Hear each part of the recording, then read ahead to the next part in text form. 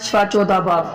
फिर मैंने निगाह की तो क्या देखता हूँ कि वो बड़ा सयून के पहाड़ पर खड़ा है और उसके साथ 1,44,000 शख्स हैं जिनके माथे पर उसका और उसके बाप का नाम लिखा हुआ है। और मुझे आसमान पर से एक ऐसी आवाज़ सुनाई दी जो ज़ोर के पानी और बड़ी गरज की सी आवाज़ थी, और जो आवाज़ मैंने सुनी वो ऐसी थी जैसे बरबत नवाज बरबत बजाते हों। वो तख्त के सामने और चारों जानदारों और बुजुर्गों के आगे गोया एक नया गीत गा रहे थे, और उन 1,44,000 शख्सों के सिवा जो दुनिया में से खरीद लिए गए थे कोई उस गीत को ना सीख सका। ये वो है जो औरतों के साथ आलूदा नहीं हुए बल्कि कुंवारे हैं। ये वो हैं जो बरा के पीछे पीछे चलते हैं जहाँ कहीं वो जाता है। ये खुदा और बरे के लिए पहले फल होने के वास्ते आदमियों में से खरीद लिए गए हैं, और उनके मुंह से कभी झूठ ना निकला था। वो बेऐब हैं। फिर मैंने एक और फरिश्ते को आसमान के बीच में उड़ते हुए देखा जिसके पास ज़मीन के रहने वालों की हर कौम और कबीला और अहले ज़ुबान और उम्मत के सुनाने के लिए अब्दी खुशखबरी थी।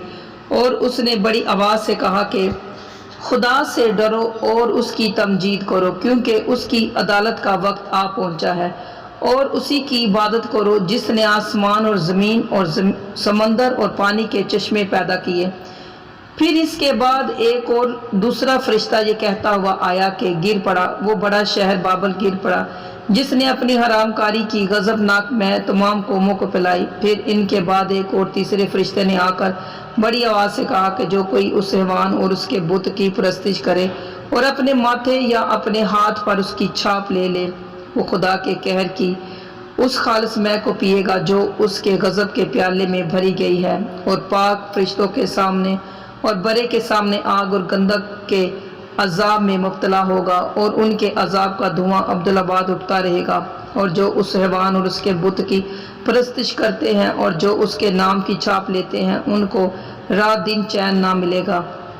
मुकद्दसों यानी खुदा के हुक्मों पर अमल करने वाला और यस्सु पर ईमान रखने वालों के सब्र का यही मौका है। फिर मैंने आसमान में से ये आवाज़ सुनी कि लिख, मुबारक है वो मुर्दे जो अब से खुदावन में मरते हैं। रूह फरमाता है बेशक, क्योंकि वो अपनी मेहनतों से आराम पाएंगे और उनके अमाल उनके साथ साथ होते हैं।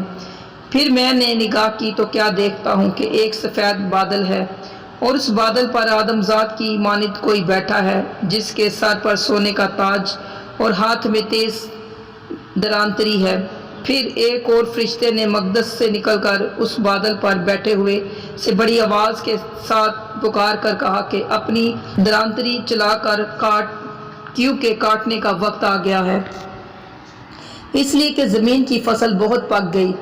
बस जो बादल पर बैठा था उसने अपनी दरांतरी ज़मीन पर डाल दी और ज़मीन की फसल कट गई। फिर एक और फरिश्ता उस मकदस में से निकला जो आसमान पर है, उसके पास भी तेज दरांतरी थी।